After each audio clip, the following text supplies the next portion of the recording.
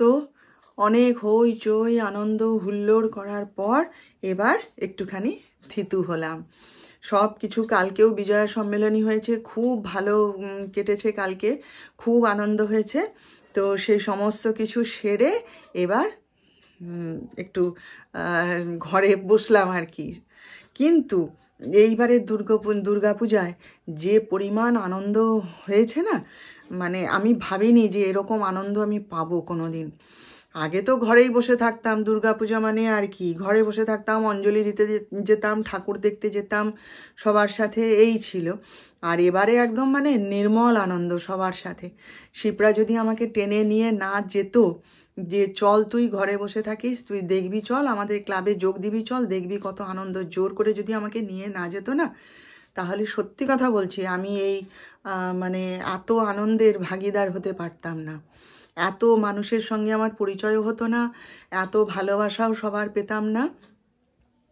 সত্যি আমি মানে কি বলবো, একাই রয়ে যেতাম। সেই জন্যে এবারের পুজোটা যত ভালো কাটলো না, ওরকম আর কখনো কাটেনি। তো যাই হোক, চলুন এবার ঘরের কাজে মন দিই আর কি। এবার কিছুদিনের বিরতি, আবার কালী পুজো আসছে, তখন দেখা যাক কি হয়। তো কালী পুজোয় তো আমাদের পাড়ায় পুজো হয় ঠিকই, তো আগের মতো আর সেরকম আনন্দ হয় না।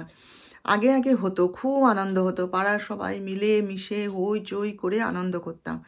এখন আর সেসব নেই, তো ওই জন্য কালী পুজোটায় আর সেরকম আনন্দ আর হয় না। তো যাই হোক, চলুন, গুড মর্নিং সবাইকে। আশা করি সকলে ভালো আছেন, আপনাদেরও পুজো খুব ভালো কেটেছে আশা করছি। সবাই ভালো থাকুন, খুশিতে থাকুন। আর চলুন আবার আমরা গল্প করি, আবার সংসার ধর্ম করতে করতে ব্যস্ততায় ডুবে যাই। তো এখন বাজে হচ্ছে 11টা, 11:30 বাজতে যায়। আমার কাজের মেয়েটা এক্ষুনি এলো বলে বসে আছি। আমি বলি তাহলে তুই বাসনগুলো ধুয়ে দে, আমি আর বাসন বের করব না। বলে কাকিমা তুমি 5টা মিনিট বসো চুপ করে, আমি এক্ষুনি ধুয়ে দিচ্ছি সব। তো যাই হোক, চলুন তাহলে ভিডিওটা শুরু করলাম, আপনারা সঙ্গে থাকুন, আমার দেখতে থাকুন। আমার গলাটায় না প্রচুর ব্যথা হয়েছে জানেন, একদম এইখান থেকে এইখান দিয়ে কি ব্যথা, এই পাশটাতে। তারপরে এই মাথার যন্ত্রণা করছে, ফেটে যাচ্ছে। আসলে কালকে কি হয়েছে, মানে কবিতা কাকিমার ঘরে তো অত জন, তো জায়গা হয়নি, লাস্টে জায়গা পাওয়া যাচ্ছে না, সব বাইরে দাঁড়িয়ে আছে, এত ভিড়। তারপরে কবিতাদি বলল যে চলো সবাই মিলে ছাতে যাই। এবার ছাতে আলো আছে, ছাতে আলো কম, হ্যাঁ, পুরনো দিনের বাড়ি তো, তা সেইখানে শতরঞ্চি পেতে করে বসা হয়েছিল, হয়ে ছাতেই যা হইচই আনন্দ করা সেসব করা হয়েছে। এবারে কি হয়েছে বলুন তো, আমি হঠাৎ ওই মিনতি দিকেই দেখাচ্ছিলাম যে পুরো না সে আকাশটা মানে চারপাশটা সাদা হয়ে গেছে, রাত হচ্ছে তো। আমরা যখন ছাদ থেকে নেমেছি তখন 9টা বাজে, তা চারিদিকটা না পুরো সাদা হয়ে আছে। আমি ওই দেখো হিম পড়ছে, কুয়াশা দেখো কীরকম। বলে হ্যাঁ ওইগুলো তো মাথায় ঝরে পড়বে, পড়লে শরীর খারাপ হবে দেখবি। তা সেই ওইগুলোই না, ওইতেই শরীরটা খারাপ হয়েছে। কি মাথায় যন্ত্রণা করছে, বাঁ পাশটা ফেটে যাচ্ছে যন্ত্রণা, আর গলায় ব্যথা। আবার এতে এক্ষুনি আমার কাজের মেয়েটা এক্ষুনি বলে গেল তার মেয়ে অসুস্থ হয়েছে।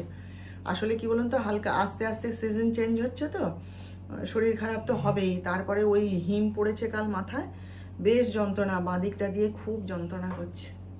কালী পুজোয় জানেন ইচ্ছা আছে, মানে আমরা বন্ধুরা সবাই মিলে প্ল্যান করেছি যে কালী পুজোর দিন বিকেলবেলাটায় আমরা ঠাকুর দেখতে বেরোবো। কোনো দিন তো যাইনি এইভাবে, কালী পুজোতে বেরোই না, কোনো দিনই বেরোই না। আগে আগে তো আমাদের ঘরের সামনে যখন বাপিদা বেঁচে ছিল বিরাট অনুষ্ঠান হতো, সে নানা রকমের খেলা হতো, তারপরে অর্কেস্ট্রা আনতো, বিভিন্ন রকমের, খুব ভালো কাটতো। কালী পুজোর দিন থেকে ভাইফোঁটা পর্যন্ত খুব ভালো কাটতো। তারপরে তো বাপিদাও মারা গেল, আর সেসবও আস্তে আস্তে বন্ধ হয়ে গেল। আর এখন তো আর পুজোতে মানে পাড়ার কেউই সেভাবে আমরা যোগ দিই না, ওই ক্লাবের ছেলেরা মিলেই যা করার করে।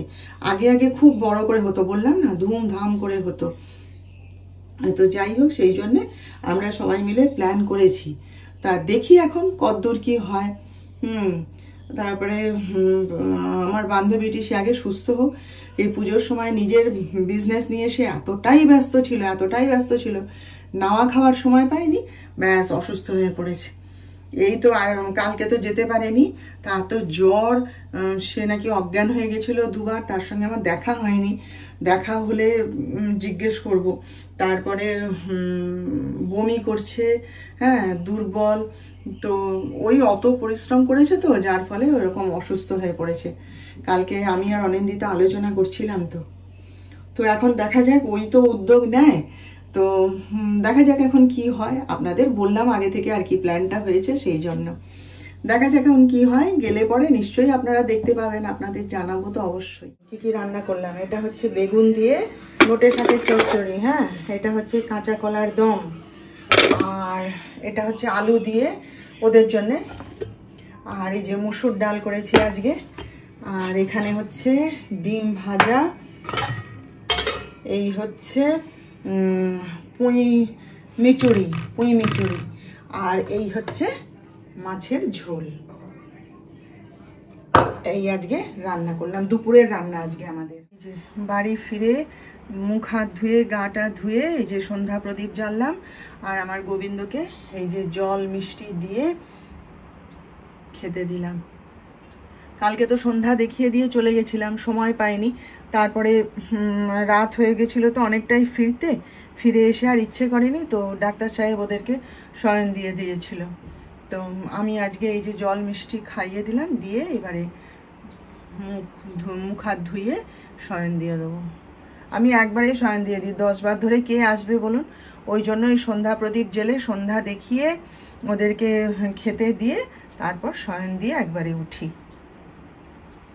এই যে একটুখানি ছোলা সেদ্ধ করব, সেই যে ছোলাগুলো সেদিনকে ভিজিয়ে রেখেছিলাম, তারপর থেকে আর মানে সেদ্ধও করা হয়নি, আর কেউ খায়ও নি, সে ফ্রিজেই পড়েছিল। তাই ভাবলাম এখন চা খাবো, শুধু শুধু আর বিস্কুট খাবো কেন, একটুখানি ছোলা সেদ্ধ মানে দিয়ে বানিয়ে খাবো আর কি। আর যিশু তো কি পিৎজা অর্ডার করেছে, করে খেয়ে নিল। আমি বলেছি না আমার ছেলেরা রুটি খেতে ইচ্ছা নেই, বলেছে সে আমার রুটি খেতে ভালো লাগে না, তো এই খেয়ে নিল, বলে মা আমার জন্য আর কিছু করো না। ভালো কথা। তো যাই হোক, আজকে তো মানে এক টানে খাটুনি গেছে, এইবার পা দুটো ব্যথা করছে, একটুখানি এই চা করব, করে একটু পাটা মেলে বসবো, এবার কোমরে ব্যথা করছে। 4টের সময় উঠে জিমে গেছি জানেন, আবার 4টের সময় আবার এদিকেও দেখি মেসেজ করে দিয়েছে সঞ্চিতা যে হবে কি বলে ক্লাস আছে।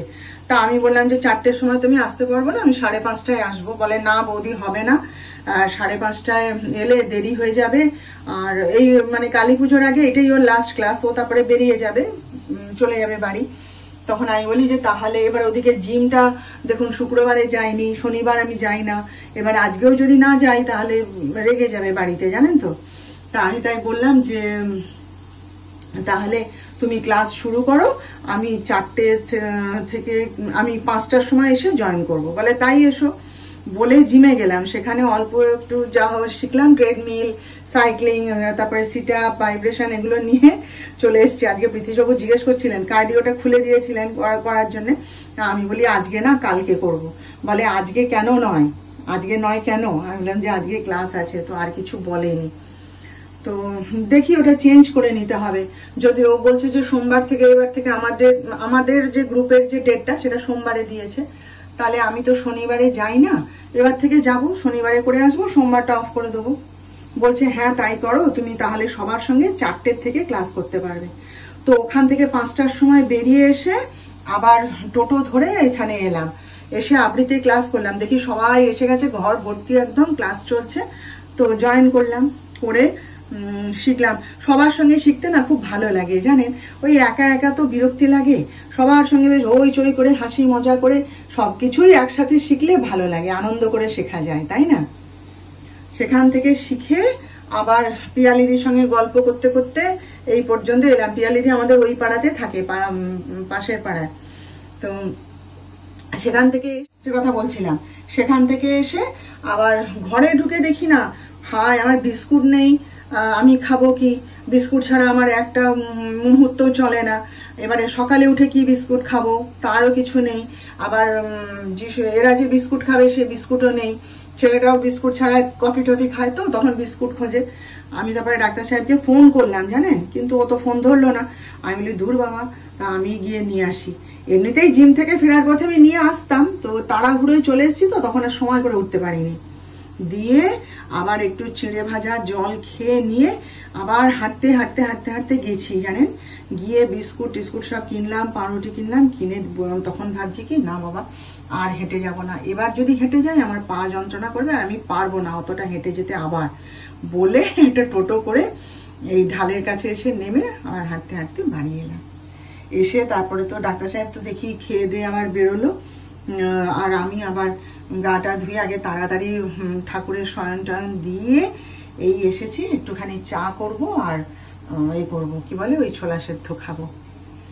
তো যাই হোক চলুন একটুখানি বসি, বিশ্রাম নিয়ে, ভিডিওটাও আমার আপলোডে বসাতে হবে, এসব করি, করে আবার যখন রান্না বান্না করব তখন আবার আপনাদের সাথে দেখা করব।